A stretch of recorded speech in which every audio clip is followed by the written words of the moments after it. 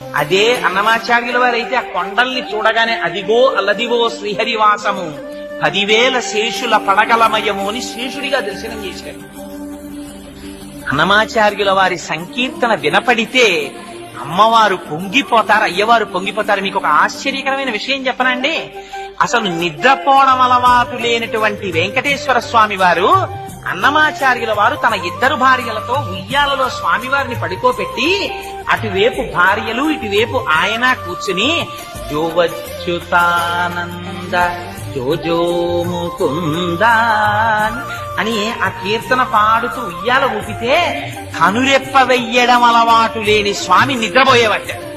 ఆయన ఆధ్యాత్మ సంకీర్తనలు పాడితే పద్మావతీదేవి వెళ్ళి అడిగింది అన్నమాచార్యుల వారిని, అన్నమయ్య ఏమిటయ్యా ఈ సంకీర్తనలు, నువ్వు చెప్పిన ఆధ్యాత్మ సంకీర్తనలు విని వెంకటేశ్వర స్వామి వారికి వైరాగ్యం వస్తోంది, నా వైపు శృంగారంగా చూడడం మానేశాడయ్యా, 2 శృంగార సంకీర్తనలు చెప్పవయ్యా అంది తల్లి.